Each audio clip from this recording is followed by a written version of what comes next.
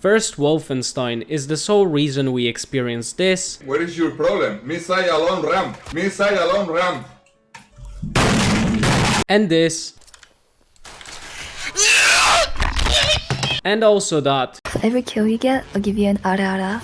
I've seen suffering and death. People maimed and tortured. Thought I'd seen it all. But I'd never seen true cruelty. Until now. So essentially it opened the gates for men to be men children in an online space. But seriously though, without the first Wolfenstein we wouldn't have any of the FPS games, whether we're talking about the multiplayer titles or the single player ones. None of that would be possible if id Software wouldn't make that move and make the first FPS game ever made. Now obviously the first Wolfenstein is quite limited and id Software did improve upon it with the first Doom, but this video isn't about that, it's about Wolfenstein's reboot, specifically The New Order. Now, Wolfenstein The New Order is specifically a story game like its sequel and prequel, so let's focus and start with that. Wolfenstein The New Order starts with showing us our protagonist sleeping and having a nice dream just to be woken up by his pilot mid-storming the compound wanting to take a piss. You keep a lookout, I need to go for a piss. A shite! Unfortunately for him, one of our planes gets hit and crashes into the one we are flying, damaging one of our engines. Blazkowicz, or basically the player, has to clamp the pipe of one of our engines, and we also need to drop the weight of the plane by releasing some cargo. After doing both of these things, we head to the cockpit to see that the German planes are heading towards our direction. Now, what you might be able to notice is that these planes look too advanced for World War II. We were able to see how our plane looks like, and technologically it doesn't even compare to these jets we are shooting down. After shooting down few of the jets, one of them crashes into our plane, fucking it up and knocking Blazko out. Thankfully he gets revived by Fergus and we get contacted by Condor 9 having some issues. Their plane is damaged and also gets shot and loses its pilot. There's not much time to think, it's a plane filled with troops. Fergus tells the private how to level the plane and after doing so we jump on it.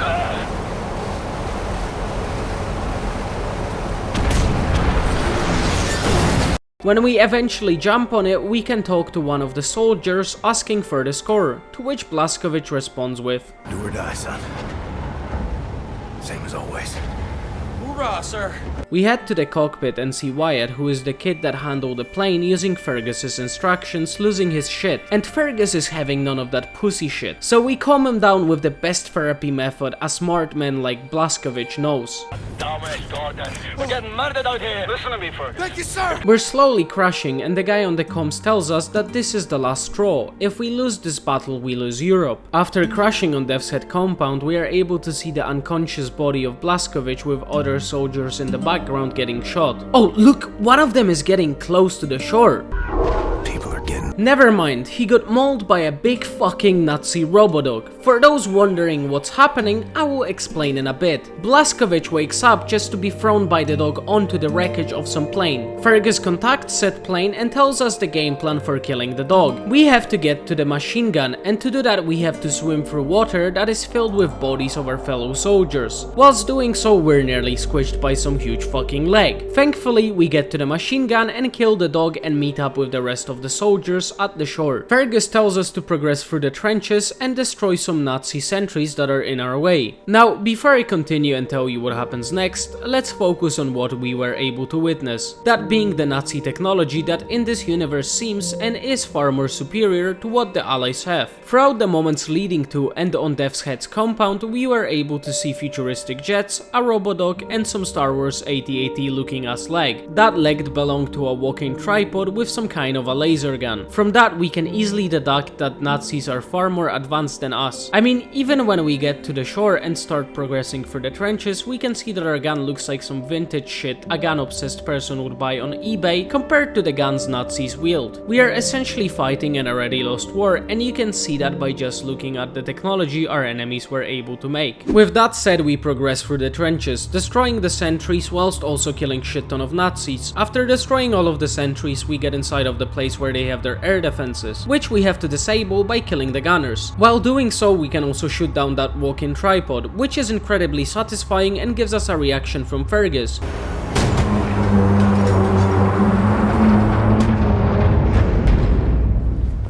Was that you annihilating the stumper, Captain? That is some fine shooting. say.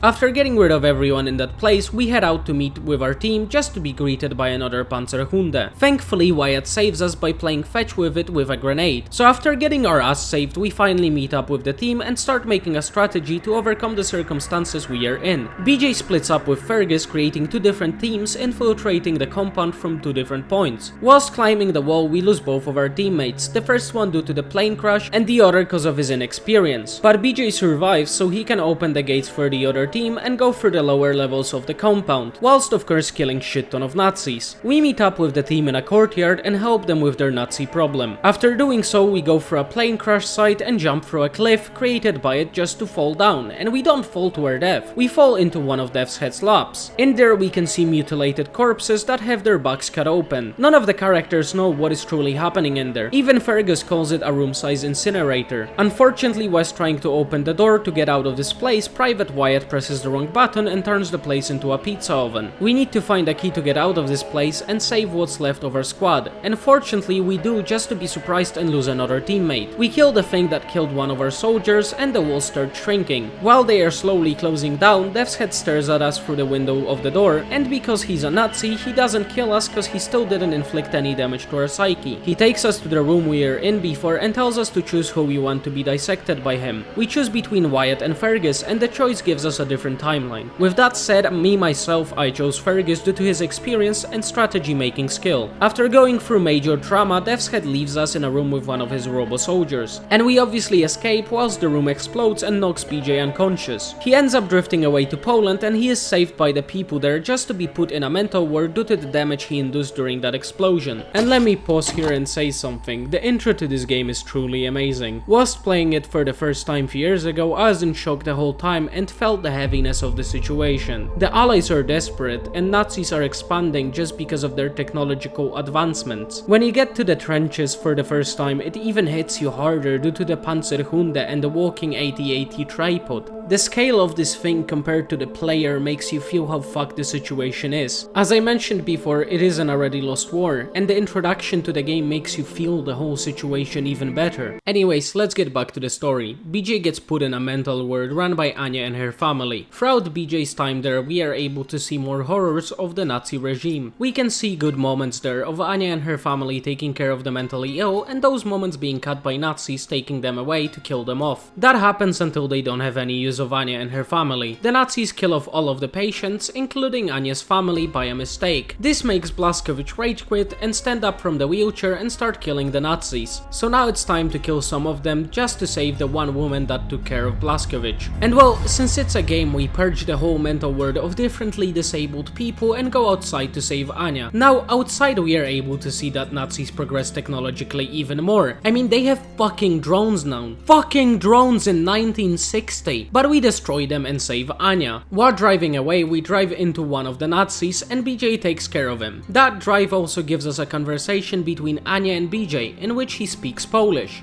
Jesteś żołnierzem? Umiesz walczyć? Kim jesteś? Jestem William J. Blazkowicz, Ranger, Army, USA.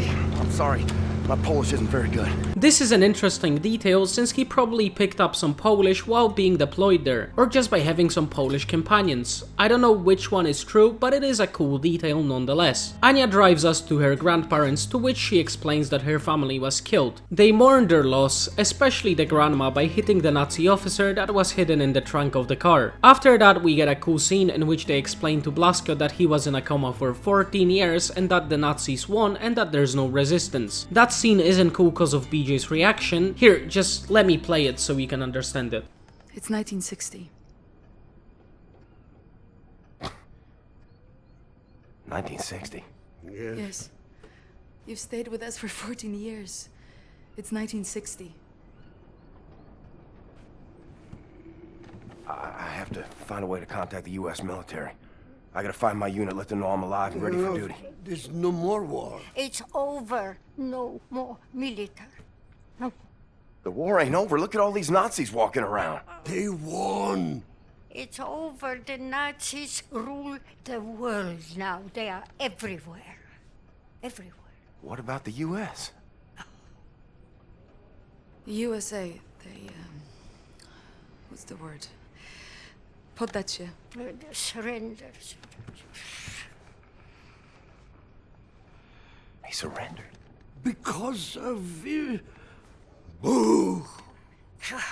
Atom bomb. They surrendered 12 years ago when Nazi atom bombed their country. Yes.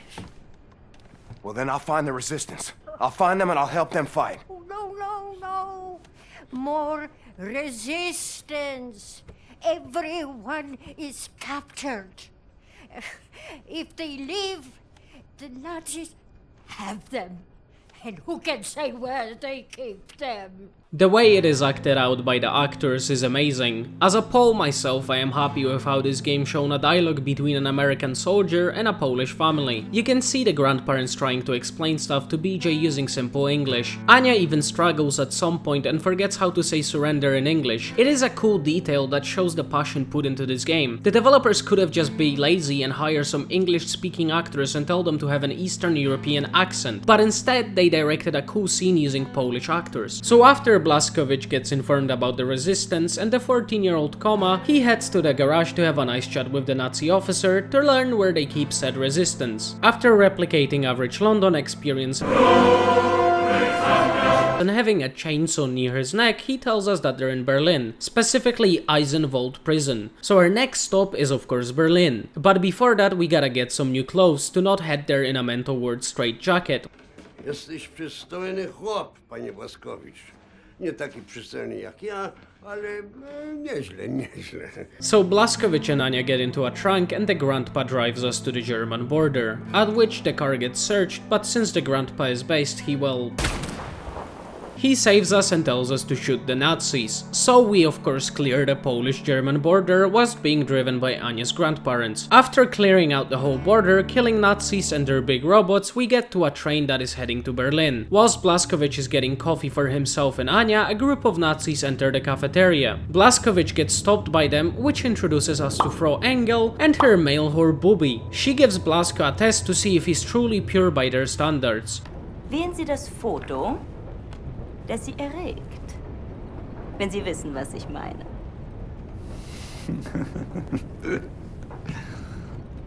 Ach so.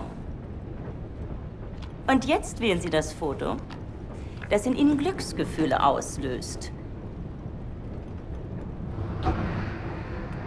Interessant. Meinen Sie, dass dieser Mann unreines Blut hat, Bernhard? Ich weiß nicht, Frau Obersturmanführer. Ja, das werden wir bald wissen, nicht wahr?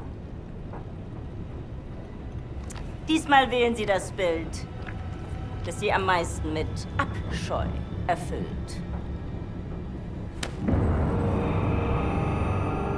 Ich hätte sagen sollen, dass das Ihre letzte Wahl ist. Also wählen Sie weise.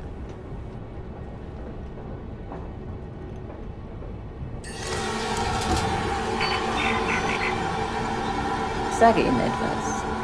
Wenn Sie ein Nicht-Arier gewesen wären, hätten Sie zur Waffe gegriffen. As you can see, the test was pure bullshit. Her only explanation of Blazko being pure is the fact that he didn't reach for the gun. What makes it even more funny is the fact that Blazkowicz's mom was a Polish Jew. By pure luck, BJ looks quite Aryan but isn't, which is quite funny cause Engel states in that scene that she would be able to spot it with her own naked eyes. So as soon as you're done with the test, you can head to Anya to sip on some nice hot coffee. Well, hot coffee just like that GTA San Andreas mod. William? Yes. Is that for me? Yes.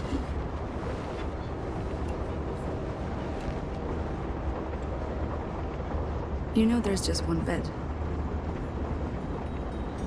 Yes.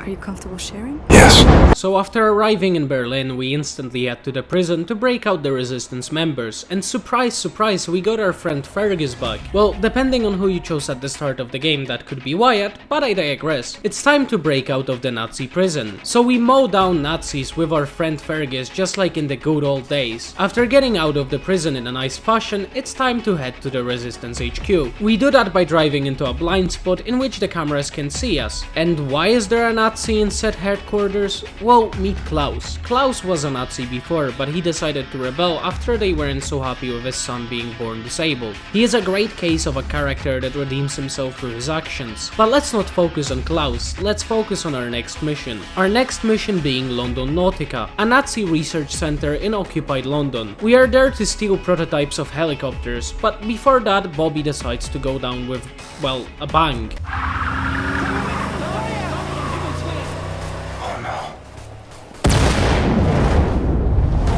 So we traverse through the rubble and we get into the building and kill more of the Nazis until we land in some lab. In said lab we are able to find some Hebrew papers pointing towards something called Dat Yashud. That is quite weird since as we know they don't like the Jews. But hey, look at this, BJ got a new toy! But now it's time to get to the landing pads and kill whatever is left of this research center. After doing so, Klaus, Caroline and Fergus fly down with big kites and we steal the helicopters. So we got the helicopters, but what now? Well, Anya was able to grasp what the papers say, so now it's time to fuck around the Resistance HQ and find some shit like a moldy piece of concrete and get a paper of Polish Jews captured by Nazis so we can find a member of Dat Yashud. After getting these two things, our next mission is a suicide one, breaking in and out of a concentration camp.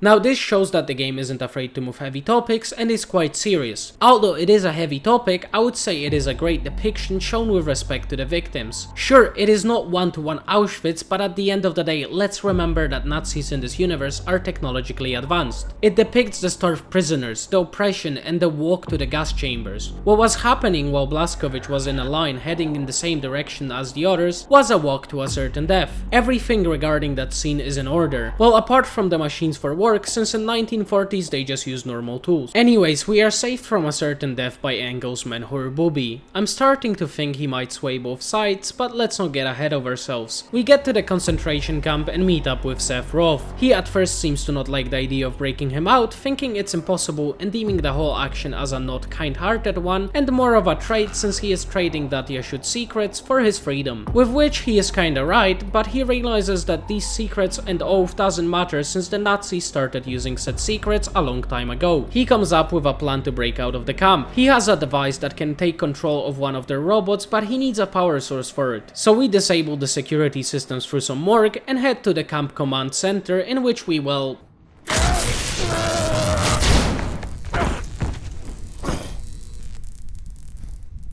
Ein Saboteur! Hier, den erkenne ich von der Selektion wieder. Nein, noch davor, Bobby. Der Nachtzug. Meine Güte, ja, du hast recht. Zu einem Abzeichensurteil ist ein Amerikaner und ein Anarchist, hä? Ein Amerikaner? Gut. Sofortige Liquidierung von ihm und allen Insassen von Block 4.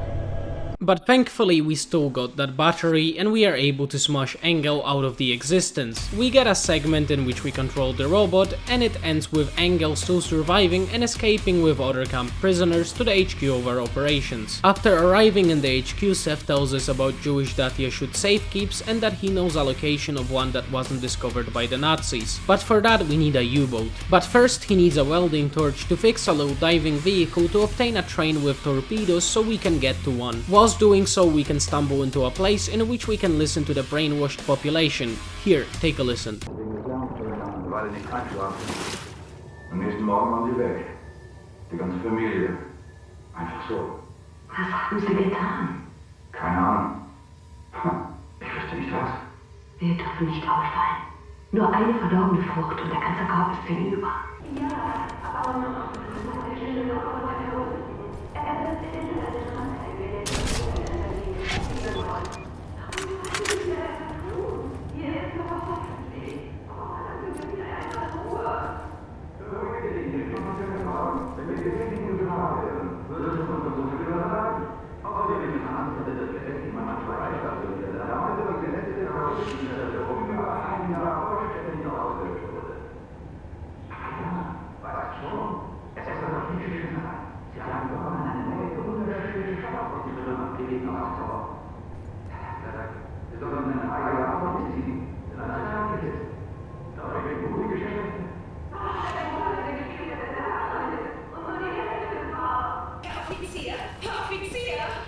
Ja, gnädige Frau? Ich würde gerne jemanden melden. Und wen? Er ist unheimlich, irgendwie seltsam. Ich habe ihn durchs Fenster beobachtet. Er hat den Lippenstift seiner Mutter ausprobiert. Gnädige Frau, ich kann solche Dinge nicht entscheiden. Wenden Sie sich bitte an das Bürgerinformationsbüro, ja? Wissen Sie, wo es ist? Einfach die Straße runter und dann links, ein Mauers Haus. Sie können es nicht verfehlen. Dort können Sie das melden, einen schönen Tag noch. Na gut. Vielen Dank, Herr Offizier. It's so cool to see such a detail. Because of it, you're able to see how propaganda got into these people's heads, how it affected the way they see things. You can see they just blindly trust the government and its propaganda. But with that said, we get the welding torch, and after some minor setbacks, we get to steal that train with torpedo cargo and get a U-boat. BJ, or basically the player, clears the submarine out of the Nazis so the crew can get on it. After doing so, we get to a safekeep. This shows the reason why Nazis advanced technologically, and it was due to, well, juice. Did I mention that the U-boat we stole had nukes? Yeah, so now we need to get the launch codes to actually nuke the Death's Head's compound. Fortunately enough, we are able to get some kind of a Jewish ball of death. We use it to crash a train with Death's Head's chief scientist to steal his identity and get to the moon.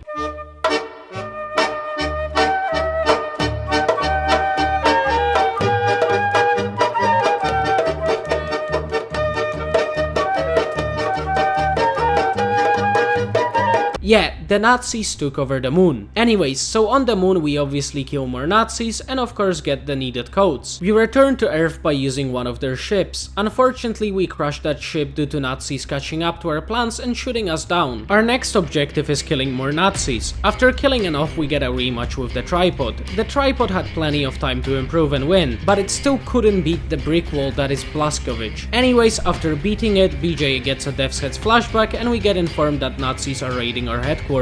They essentially take Anya, Seth and Bombate. BJ is having none of that shit, so he and Klaus crash into a fountain that was the blind spot for so long. Unfortunately, he gets heavily injured, but Blasko gets saved by Max's house.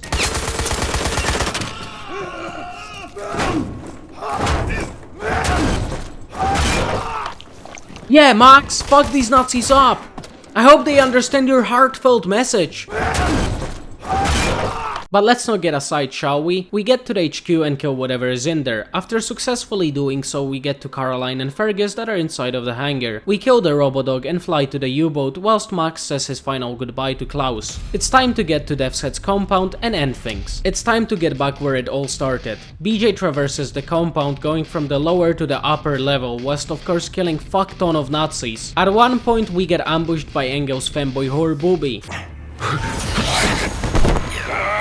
Fortunately enough, that twink isn't something Blasko has to worry about. BJ turns the situation around and gives Fro Engel some cool trauma of her lover being killed. With that said, we find our friends and the elevator gets fucked and we meet up with Death's Head. First though, we have a chat in which we get reminded of our lost comrade. Death's Head puts the brain he sucked out of him into a machine we have to fight. It's quite emotional since Blasko has to go through his war trauma and at the same time Wyatt has no control of his actions. When the machine gets stunned and we finally get to talk with him, he tells us that he isn't suffering. We destroy his brain and we start fighting Death's Head. The boss fight is honestly nice. We get to utilize plenty of the things we learned throughout the game, like cutting the walls out and all of our weaponry. And obviously Blazkowicz wins the fight and takes his enemy out of his mech and starts gutting him. Unfortunately, Death's Head had one last trick up his sleeve, that trick being a grenade. And in an emotional manner we end with a scene of Anya representing the Statue of Liberty and Blasko saying that they're clear to nuke the compound. But obviously we know there's a sequel and a prequel. So the story of this game is amazing. It moves hard topics like concentration camps and paints Nazis as they were, cruel people with no regard for anything and with no empathy. It shows moments that are hard to swallow, and it's great since it shows that the developers were making something they were passionate about. There's plenty of details I didn't touch on, like Fergus complaining and being in pain over Wyatt's death, the propaganda on the walls or gazettes in Poland. The game even has great music, apart from shit that plays in the background made by Mick Gordon, which by the way you can barely hear due to the shit mixing in the game.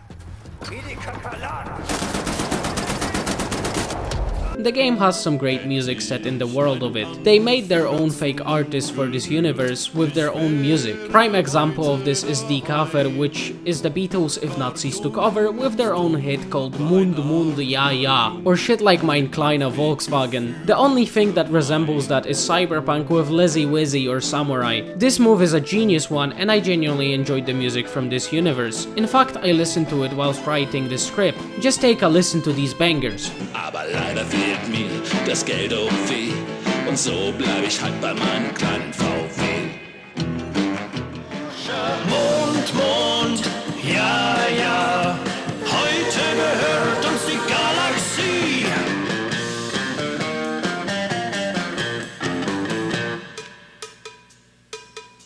Point is, they did an amazing work on creating this world. After all, it is just a shooter, but a one with brilliantly crafted world. Speaking of it being a shooter, the shooting is amazing, and it does its job right. Killing all sorts of enemies in this game, whether it's some huge robots or just basic Nazis, is fun. What is even better, every single time you die you see Death's Head's face, so it gets you railed up to fight even harder and get through another part of the game. It is at times slower than Doom games and becomes a cover shooter, but that doesn't make it less enjoyable. It's just its quirk. With that said, the shooting is obviously solid, so let's get to the conclusion. Wolfenstein The New Order is an amazing game. It captures everything about World War II and its alternative outcome. It shows the lack of hope people had in that time, the cruelty of Nazi regime, and the confidence in these ideals these people had. It's a game that connected me more to my history since I'm, well, Polish. In a way, it made me feel closer to how my great-grandfather felt whilst fighting in the resistance. It's an amazing game with an amazing world that keeps giving. I usually don't read things scattered around the world, but in this game I read most of what I found. It gave me extra lore and little stories like the one about a German preacher that witnessed the Nazi regime kill people he was preaching to. It made him sad and asked the person he was contacting to try to stop this madness, or little drops of how other countries were bombed and invaded. Wolfenstein The New Order is truly one of a kind experience, one that wouldn't be made nowadays. I would recommend for anyone to replay it or give it a chance since it gives such a unique experience, one that couldn't be seen anywhere else. I mean, which game shows and puts you in a concentration camp? If there is one, I'd like to know. With that said, I hope you enjoyed this video and have a good one.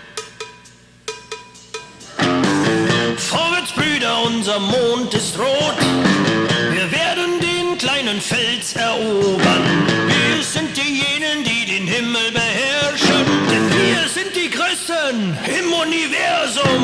Mond, Mond, ja, ja.